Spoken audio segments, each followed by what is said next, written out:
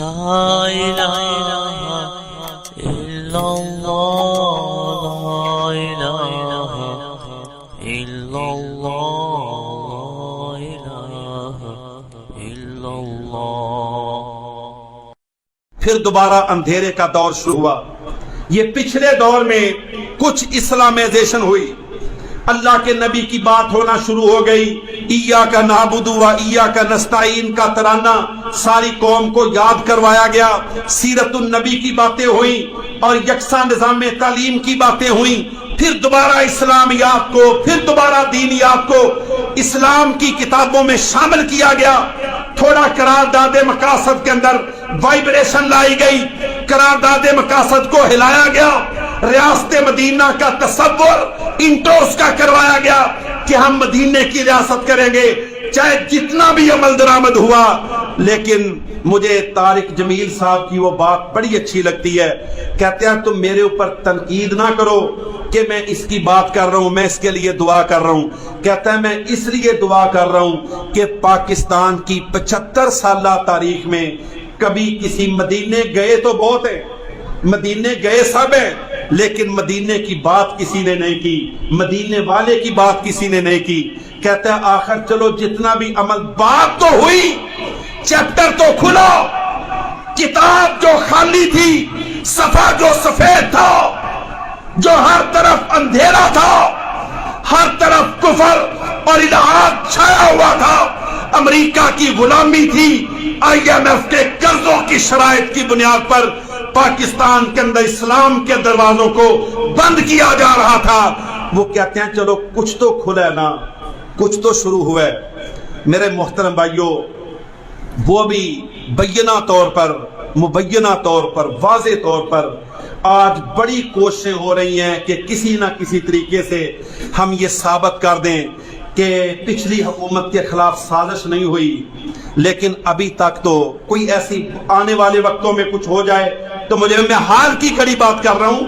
عملی طور پر یہ بات ثابت ہو چکی ہے کہ امریکہ نے دباؤ ڈال کر، پریشر ڈال کر، گن پوائنٹ پر تھریٹ کر کے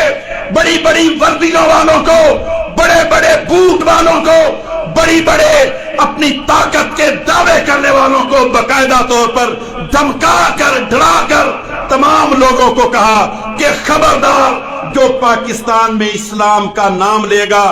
ہمیں ہمارے خلاف، ہمارے مقاصد کے راستے میں رکاوٹ بنے گا، چاہے کوئی فوجی جرنیل بن کے بنے یا کوئی سول حکمران بن کے بنے، ہم اس کو پاکستان میں برداشت نہیں کریں گے۔ میرے محترم بھائیوں، کسی کے ساتھ ہزار اختلاف ہو سکتا ہے، لیکن اللہ کی قسم یہ غیرت، حمیت، کہتے ہیں میرے گھر کی لٹ گئی آبرو، ہوا غیر جب سے دخیل ہے، اندرونی مسائل اور ہوتے ہیں۔ ہم یاد رکھ لو، کسی کافر کے دباؤ کے اندر آ کر، کسی کافر کے پریشر کے اندر آ کر، اس کی ٹرمز اینڈ کنڈیشنز کو فالو کر کے،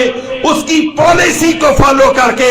اگر ہم نے اس کی پالیسی کو مان لیا تو یاد رکھ لو اطیع اللہ و اطیع الرسول پھر کہاں جائے گا؟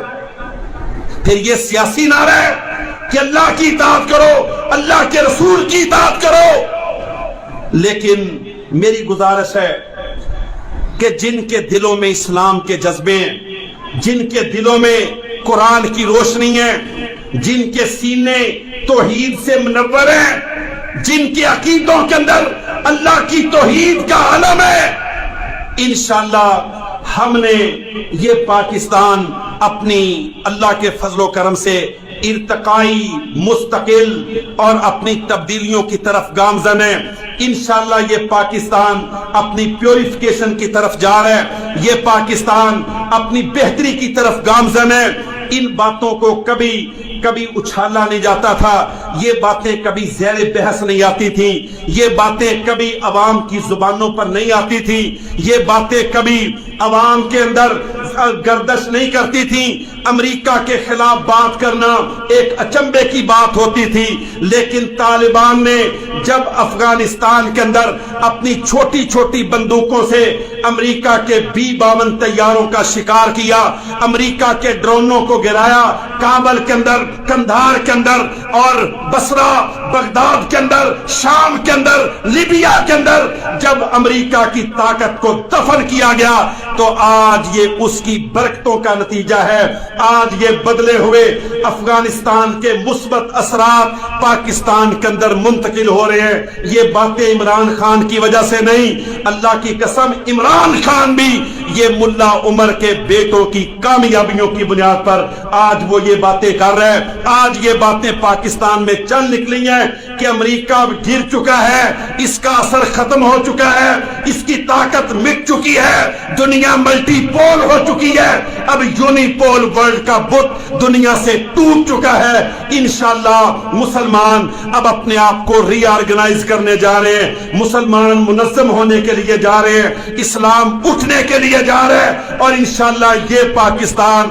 عالم اسلام کی نمائندگی کر کے دنیا کی آنکھوں میں آنکھیں ڈال کر انشاءاللہ ان تمام غداروں کو، تمام مکاروں کو، تمام کافروں کے ہرکاروں کو، چاہے وہ کسی ادارے کے اندر ہیں یا کسی پولیٹکس کے اندر ہیں، ان تمام کے بتوں کو گرا کر انشاءاللہ محمد علی جناح کا پاکستان، قائد اعظم کا پاکستان، علامہ اقبال کا پاکستان، مولانا محمد علی جوہر کا پاکستان، فاطمہ جناح کا پاکستان، شیر بنگال مولوی فضل حق کا پاکستان، وہ جینین اوریجنل غیرت مند کلمے والا پاکستان انشاءاللہ دوبارہ بننے جا رہا ہے۔ اللہ رب العالمین ہم سب کو اس کے اندر اپنا کردار ادا کرنے کی توفیق عطا فرمائے۔ وما علینا الا البلاغ المبین۔